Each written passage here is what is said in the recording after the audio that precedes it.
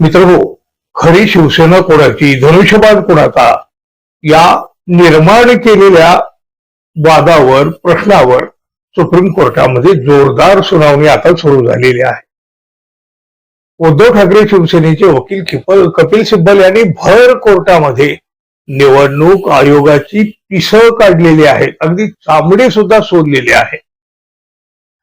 तसं पाहिलं तर खरी शिवसेना कोणाची आहे याचं उत्तर प्रत्येकाच्या जवळ आहे, प्रत्येकाला माहिती आहे. अगदी शेंबड्या पोराला जरी विचारलं ना तरी कुणीही सहज सांगेल. पण आता या सगळ्या गोष्टी न्यायालयातून सिद्ध होण्याची वेळ आलेली आहे. मराठी माणसांची अस्मिता असलेला शिवसेना पक्ष कुणी पळवला, कुणी चोरला आणि हे पाप नेमकं केलं कशासाठी आणि या पापामध्ये कोण कोण वाटेकरी आहेत हे सगळ्यांनाच माहित आहे. पण हे सत्य सुद्धा कायदेशीर कसोटीवर घासून घेण्याची वेळ दुर्दैवानं का होईना पण आता आलेली आहे. न्यायालयावर कितीही टीका केली जात असली तरी आपल्या देशामध्ये सर्वोच्च न्यायालय हे अजून तरी सर्वोच्च स्थानावरच आहे आणि ते राहायलाही हवं. प्रत्येक भारतीयांची इच्छा आहे सर्वोच्च न्यायालयाचं स्थान हे सर्वोच्चच राहायला हवं. अलीकडं न्यायालयाबद्दल राजकीय विरोधक खूप काही बोलत असतात. सर्वसामान्य माणूस सुद्धा न्यायालयाबद्दल प्रतिकूल शेरेबाजी करताना दिसतो. आता सोशल मीडियावर व्यक्त होताना तर लोक सगळ्या मर्यादा ओलांडून व्यक्त होत असतात, बोलत असतात. आपली लोकशाही सध्या प्रचंड संकटात सापडलेली आहे अशी जनभावना स्पष्टपणे दिसून येते.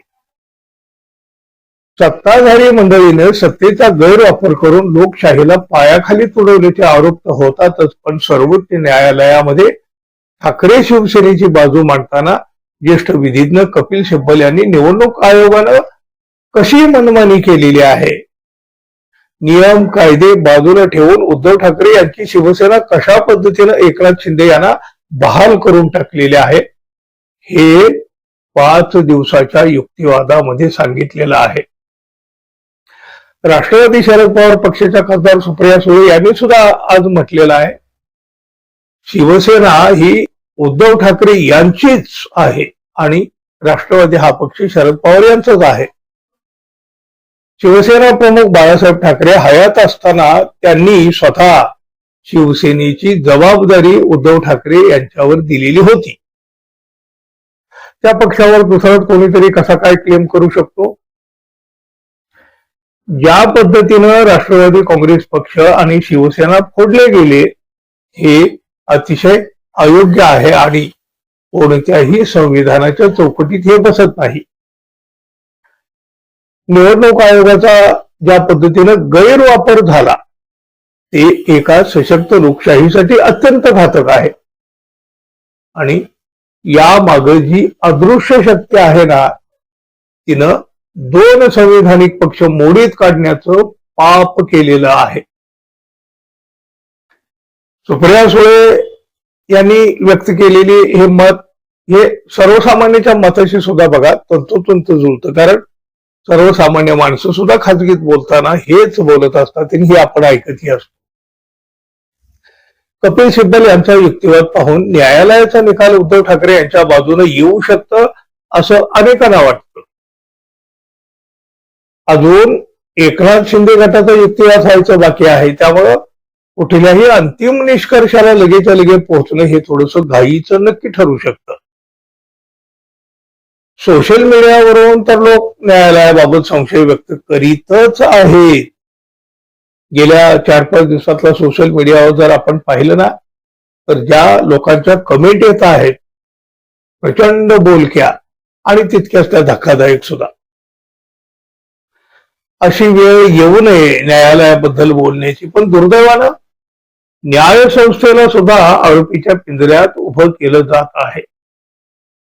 वस्तुस्थिती आहे, हे घडू नये हे सुद्धा. पण मग याला नेमकं कोण जबाबदार आहे बरं, याचाही कधीतरी विचार व्हायला हवा. शिवसेनेतून फुटलेल्या 6 खासदारांचं प्रकरण सर्वोच्च न्यायालयामध्ये आहे. हे फुटीर 6 खासदार एकनाथ शिंदे यांच्यासोबत पंतप्रधान नरेंद्र मोदी यांना भेटतात आणि पंतप्रधान नरेंद्र मोदी त्यांना अभय देतात. घाबरू नका, मी तुमच्या पाठीशी आहे असं म्हणतात. दुसरीकडं शिंदे गटाचे नेते बच्चू कडू म्हणतात एकनाथ शिंदे हेच शिवसेना सांभाळू शकतात हे न्यायालयाला माहीत आहे आणि त्यामुळं सुप्रीम कोर्टातला निकाल एकनाथ शिंदे यांच्याच बाजूने जाईल.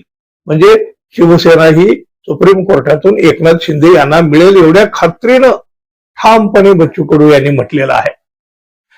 नरेश म्हस्के असतील काय किंवा शिंदे गटातील इतर काही नेते असतील, या सगळ्यांचा सूर सुद्धा तसाच आहे. आणि आता तर काय हो, मुख्यमंत्री देवेंद्र फडणवीस हे सुद्धा आज या निकालाबाबत बोललेले आहेत. शिवसेना ही एकनाथ शिंदे यांची तर राष्ट्रवादी काँग्रेस पक्ष हा अजित पवारांचाच असल्याचं त्यांनी ठणकावून सांगितलेलं आहे. शिवसेना ही एकनाथ शिंदे यांची तर राष्ट्रवादी काँग्रेस पक्ष हा अजित पवार यांचा असल्याचा कौल 2024च्या निवडणुकीमध्ये लोक न्यायालयानं दिलेला आहे. त्यानुसार सर्वोच्च न्यायालयात सुद्धा हाच निकाल लागेल अशी अपेक्षा असल्याचं मुख्यमंत्री देवेंद्र फडणवीस म्हणाले आहेत. त्यांनी जरी अपेक्षा असा शब्द वापरला असला ना तरी ते या राज्याचे मुख्यमंत्री आहेत आणि त्यांच्याच पक्षाचं केंद्रामध्ये सरकार आहे. सत्ता पक्षातील नेते सर्वोच्च न्यायालयातील येणाऱ्या निकालाबाबत एवढे ठामपणे कसे काय बोलू शकतात? हा निकाल आधीच मॅनेज केला आहे की काय, असे प्रश्न आता सोशल मीडियावरून विचारले जाऊ लागलेले आहेत. बघा, लोकांच्या मनामध्ये आधीच शंका, संशय आणि त्यात सत्ता पक्षातील नेत्यांची ही विधानं न्याय संस्थेवरील विश्वासाला धक्का देणारी ठरत नाहीत का? पंतप्रधानांनी फुटेरांना अभय देणं किंवा सत्तेतल्या प्रमुख पदावर असताना न्यायालयाच्या येणाऱ्या निकालाची दिशा सांगणं, याला अप्रत्यक्षरित्या का होईना पण न्यायालयावर आणला जात असलेला हा दबाव आहे असं म्हणता येईल का? काय म्हणाल मित्रांनो, तुम्ही जरूर सांगा. बिघडलेल्या राजकीय परिस्थितीमध्ये न्याय संस्था हाच एकमेव आणि अंतिम आधार आहे प्रत्येकासाठी. सत्ता पक्षातील प्रमुखांनी न्यायालयाच्या येणाऱ्या निकालाबाबत अशा प्रकारची टिप्पणी करणं हे कितपत योग्य आहे असं तुम्हाला वाटतं? जरूर व्यक्त व्हा, जरूर सांगा. आणि जाता जाता आपल्या चॅनलला सबस्क्राईब कराल ही अपेक्षा आहे. धन्यवाद. पुन्हा भेटू. नमस्कार.